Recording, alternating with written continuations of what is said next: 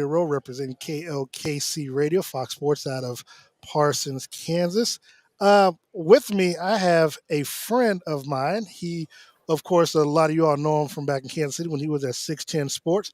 But this is the man, the myth, the legend. They call him the show. He is Ron, the show Hughley. Ron, first things first, man. Um, Congrats on all your success from moving from what you've done from Kansas City going down to Houston, making a name for yourself down there. You can catch him on the show and BK on the Chiefs Arrowhead Pride, the podcast, and then of course you can catch him on the Drive with Sterner and Hughley on 610. On Sports Radio 610 in Houston, so I apologize for that. But Ron, first things first, man, how's life been treating you down there, man? It's good, man. And don't apologize. I did that for the first 6 months to a year, and they always had to pull me aside. Hey, man, you're not in Kansas City anymore. It's Right. sports. But I mean, it's silly though, man. It's Sports Radio 610 Sports, and the crazy thing is me and Carrington, boy, we crack up about it. He does afternoons in Kansas City, and I'm doing afternoons here, and our text lines be getting mixed up. So we get a lot of texts from Kansas City, and they get a lot from us talking about each other. So, no, man, I do it all the time. But, no, man, it's good down here. I mean, we don't have a football team to cover.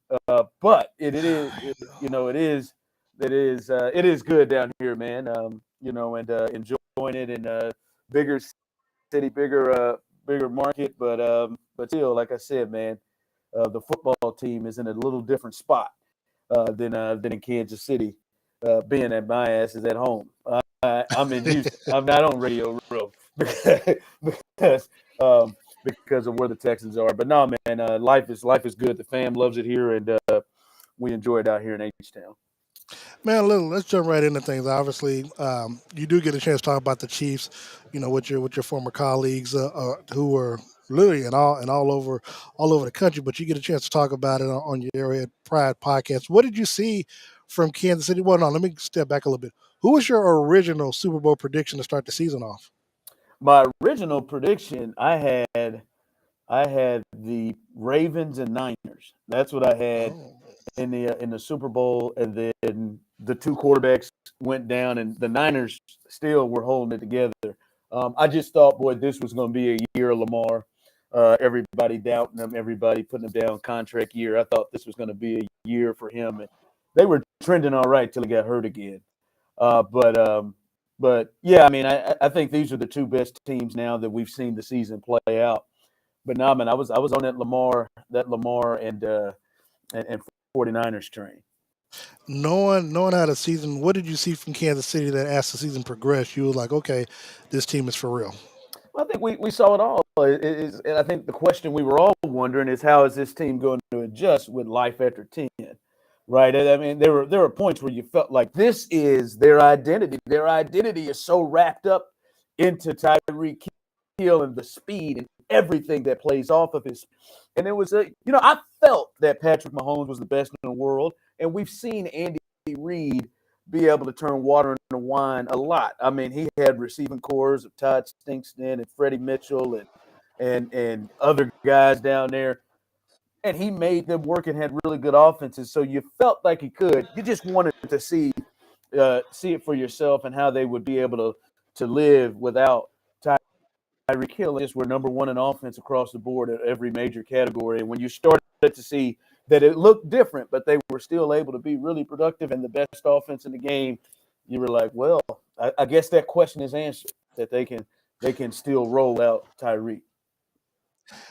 I would tell people when I was on, come on different shows, and I always felt as it relates to one, like everyone else, I was wondering how life would be after Tyreek Hill. But then when I saw some of the moves that Brett Veach was doing, with who he brought in as soon as he made that trade and then the draft, the draft picks, and I had to kind of go back to a little mantra they got in Kansas City, in Veach we trust. And so I'm like, okay, and I've always known that Patrick over the last couple of seasons has always talked about wanting to be a more accurate quarterback, so to speak. And I knew that if there were no other opportunity, he would get his opportunity this time around. Now, I felt that MVS, Marquez Valdez-Scantling, to have a chance to get out of Devontae Adams' shadow would be able to do something here in this offense. And I'm thinking, okay, he might be the quote-unquote deep threat along with McCall Hardman, and then Juju would be that guy that can move the chains, because that's what he was doing essentially with Antonio Brown when he was there. Now, obviously, what you see on paper is different than what takes place in reality. So it wasn't until we see training camp, I was like, man, I was like, okay, Patrick he's dicing the ball around, and if nothing else, defensively, you have to. I mean, you're going to double Kelsey if you can, but you have to respect the fact that you never know who could have a big game, or who can make a play. And I was seeing this early, and then I was also seeing Isaiah Pacheco, in training camp. I'm like, man, this cat run hard. I'm like, by week 7, week 8, this dude gonna be starting over Clyde Edwards-Helaire, just because Clyde, in my opinion, was always just too small to move the line, and this dude was just running violent. I was seeing that in preseason. Next thing I know, I'm just like, you know what? I'm gonna go out on a limb. I ain't going 19 or 20. No, I said, but I think the Chiefs can win this, and I just think I remember having a conversation with Patrick's father, and he was like, Darren, can you remember any of the players that he played with at Texas Tech? It's like, hell no. Nah. I'm like, how many yards was he throwing for? 4,000 or 5,000 yards. He was like, there you have it. So I was like, well, damn, these ain't nobodies, more or less. But I'm like, if he can spread the ball around, keep the defense somewhat honest, and obviously Kelsey will do what he do. I said, if they can get some decent yardage out of the running backs, like, they got an opportunity. And so that's what I saw this season. So on the Philadelphia side, oh, I'm sorry, you can give me your thoughts on that. But on the Philadelphia side, what did you see from them that got them to this point as well? Well, I think first on the part of how it actually flexed out for the Chiefs. I mean, yeah, they added parts, right? They you lose Tyreek, but they add MVS, they add Juju, and some roles increase. They draft Sky Moore, thinking he's also going to be a part of it as well. They just kind of threw numbers at the situation. But I mean, we can talk about all the numbers at the situation. The big deal was between Patrick and Andy. Yeah, Travis Kelsey still had a career year. Travis Kelsey's over 1,300 yards. He led the league in touchdown receptions for most of the year till he went on the drought at the end of the season. That was my thinking was it became, I ain't gonna say it became easier, but they had the same amount of success getting the ball to Travis Kelsey when Tyreek was here. And you thought, like, well, what's that going to look like? Now you can really key on him. Nah, man, he's almost at 1,400 yards and 12 touchdown passes. Like, that's their top target.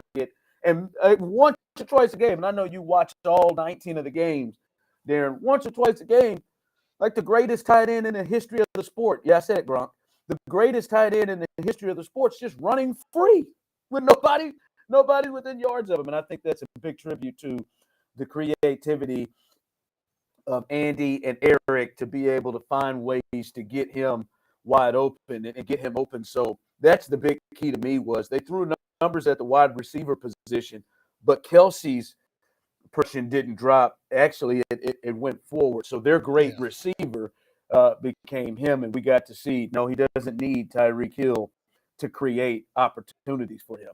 And the Eagles, man, to get to that point of what you said about the Eagles, I've seen the Eagles, man. This is one of the most uh, amazing comebacks, or I guess stories to how they got to this space. I mean, 2 years ago they were sitting in the same spot of the Houston Texans. The Houston Texans have now fired 2 coaches since uh, in the last 2 years, and Nick Sirianni, who is somebody when he first got introduced was a person I was a poster child of. You got to be kidding me. What the hell is Eric Bieniemy doing in these interviews that allows this guy, Nick Sirianni, to come in to get a job? But he's the right guy for the job, and Jalen Hurts has done a complete turn and has improved himself in a major way. And then they went and made moves to get A.J. Brown and to add to that defense. So, I mean, just think of where they were 2 years ago, firing Doug Peterson, who had just won a Super Bowl, to now with Jalen Hurts getting in and they're in the Super Bowl. So it's been pretty amazing to watch the turnaround the last 2 years from the Eagles. You talked about the moves that the Eagles made. I'm gonna talk about it a little bit later, but I want to get your thought process from the outside looking in. Why has Brett Veach been disrespected and never been in any conversation about Executive of the Year, especially all the hoopla that had taken place when they traded Tyreek Hill, but they're not seeing the calculated moves that he did with signing those two receivers, bringing in Watson as well on the receiving end, the draft picks that he made, and how those draft picks are paying off, so to speak, with this team. To where they I'm and mind you now, again, they get rid of Tyreek Hill. Everybody expected the Chiefs to just throw it in, especially when everybody else was upgrading their talent, so to speak, in the AFC West, and they still won the division for a seventh straight year and got to another Super Bowl. I can tell you, Darren, I'm at the head of the list. Hell, I disrespected. I used to call him Little Andy Beach. And I think that's it. And I listen on our podcast, showing BK podcast on the Chiefs on Arrowhead this past week. I opened the show by apologizing to Brett for a second time since we started the podcast, because I think a reasoning is my thinking why I think he doesn't get as much respect. Like I feel like, and I still to this point feel like Andy is more. He is more bringing moves and thoughts to Andy, and Andy is making the decisions, the final call in this thing. I think this is a head coach led organization, and I think he's making moves as opposed. I think he's very much like Belichick, like whoever it is that's making decisions for New England. That's going through Belichick. But I think the credit has to be is Andy ain't looking at no seventh round. Andy Yeah, ain't involved in the sixth or the fifth, and you start to look over the years what they're doing. I mean, you got 2 7th rounders that are starters that are making major plays, like Pacheco, and maybe Andy looked at Pacheco a little bit, but somebody had to bring it to him. Like yeah. Chiefs the scouting first, department is crazy. yeah, and hell, I'll be honest with you, I don't know how much Andy is looking at college corners. So they bring in McDuffie and things like this, and you look at this last game. And every one of their draft picks are making huge impacts, and not just special teams impact, but making huge impacts on offense Yeah, or defense, and impacts that the Chiefs don't win the game if they don't. I mean, you have 4 guys at one time that are rookies in the secondary, in yep. Cook and Watson and Joshua Williams, and then of course McDuffie, and that's huge, man. I got to give him credit. Like I did, I apologize, Andy. For calling you Little Andy Beach.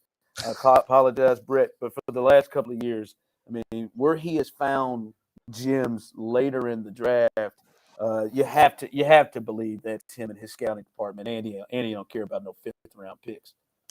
Man, and then if you look at the flip side of it, I mean, like you said, well, what I've always told people is that there's like their scouting department, reached or whoever you want to give credit to, they know how to find the talent because what they will do, they'll draft players and they start them. I mean, Yeah, and not only that, what I like what they do is they mix the starters in with the veterans in training camp. Like they get that. I mean, Pacheco was taking first team reps damn near week one of training camp. So by the time he's playing in the Chicago preseason game, it's coming easy for him. And so that's what I like. That they'll get their first through seventh rounders, get them mixed in with the veterans, and so when it comes time for them to perform when the lights are brightest, they're not afraid. And you get them at a real cheap price too. So that's the other thing too. I mean, you see what Nick Bolton and Willie Gay are doing on rookie contracts. Creed Humphrey, Trey Smith, especially Trey, 6th round draft pick, and now, like you said, Williams and all these defensive backs and the players on defense, Leo Chanel, and I mean, you get all these players for the next 3 seasons. Obviously, you got Karloftis and you got McDuffie for the next 4 seasons after this year, to where you're not being affected salary cap wise because of how much you're paying these cats that you're getting production from. And a lot of people talking about how you have to win a Super Bowl on a quarterback's rookie deal. Well, here Patrick is, I think, year one of his either year one or year two of his year one of his contract extension, to where he's making a lot of money, and the Chiefs are still here at the Super Bowl. So I tell people that, to me, it's just a matter, organizationally, how things are ran. And like you said, Andy Reid probably gets. Well, here's the one thing: when the moves are being made correctly, Brett Veach is getting the credit, and we know, like you said, Andy Reid is probably pulling the strings back here. Chiefs score 45 points a game. Andy's a mastermind. Chiefs lose the game and score 9 points. Eric Bieniemy is to blame for the offense. So you tell me how that works. well, hell, you know how it works, Darren. I mean, it's the same reason of why you have to call plays, except for Dan Campbell and Nick Sirianni um, Matt Nagy and Nathan Yackett. Doug I mean, Peterson. everybody who many people who have gotten jobs that didn't call an ounce of a play. Mike McDaniels, White Mike, like everybody who has called plays or hasn't called plays. Anybody who's worked for Sean McVay, Kevin O'Connell just got a job with the Vikings, ain't called a stitch of a play. I mean, man, we call it what it is, and I'll say it. I don't care how uncomfortable it makes people feel. I mean, Eric Bieniemy is dealing in a different circumstance of rules, right? There's nobody with this resume. Eric could go in there in a wife beater and and uncut coke and snort it on the table with his resume. He would still get a job.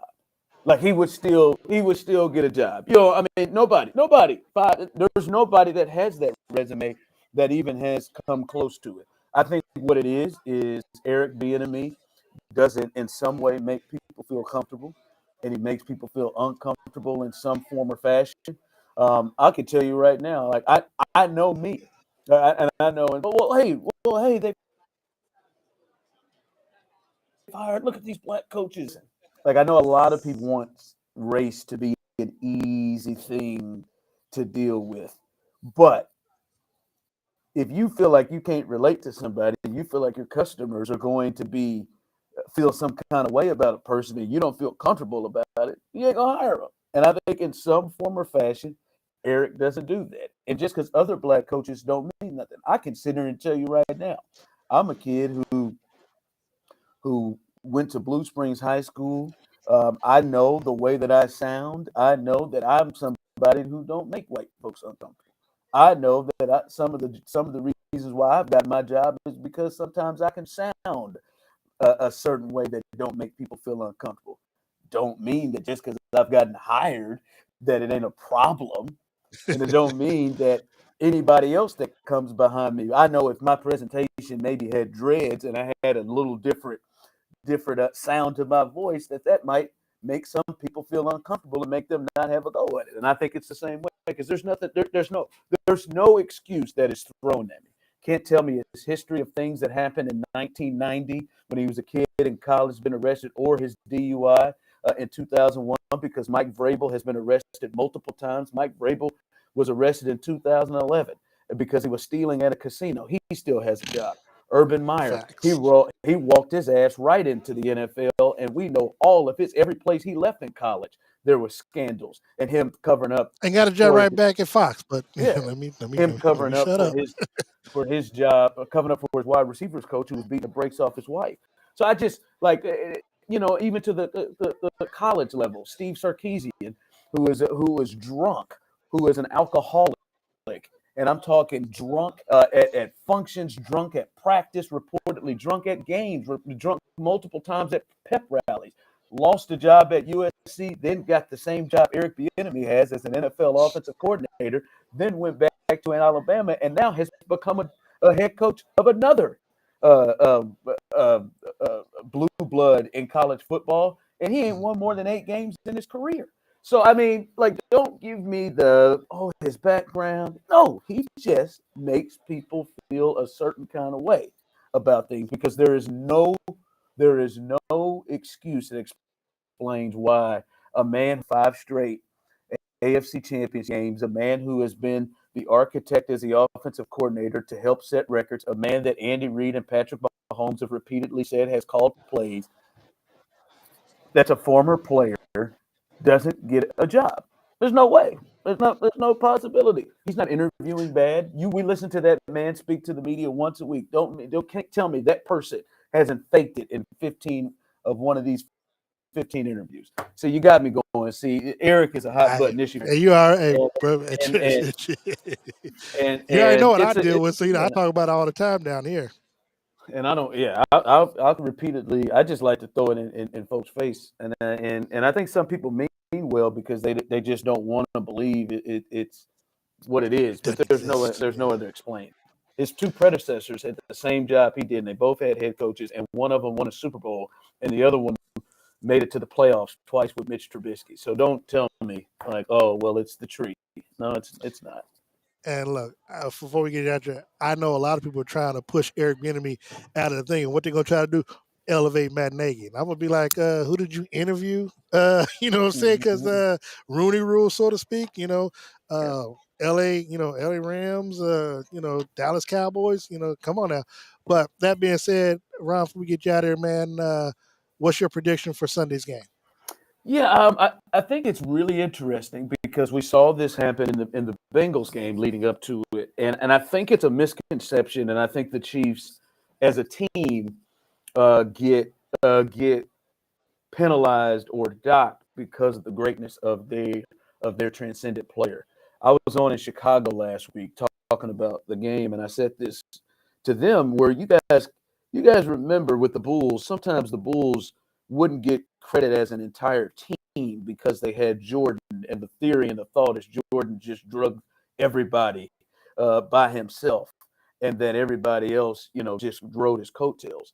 And I think we heard it last week, which was interesting to me, was like the Bengals have the better team. That's why a lot of people were picking them. And I thought, really, okay, that's interesting. I don't, I don't, Right. I don't understand it. And I think we'll see it a lot this year. Now, I think that the Eagles have overall more talent, but I think the gaps are not that big, right? I think we're going to hear all week how great the Eagles' defensive line is, and it is. But the Chiefs' defensive line is maybe just a bit behind them, and they have the best player across the board on defense in Chris Jones. Like we'll hear Chiefs a had the lot best players about, on both sides of the football. yeah, and we'll hear a lot about the secondary for the Eagles and their corners, and I think they're good. But then, like I think a lot of people don't really understand how good a L'Jarius Sneed is, or how Yeah. good their corners are. And people hear about the Eagles' great offensive line.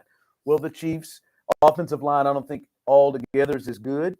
But I mean, they got two all pros in the middle of their offensive line, and they got a Pro Bowl left tackle, whatever. I just think the gaps many people are going to believe is a big gap. And to me, the only big gaps are at coach and at quarterback in this game.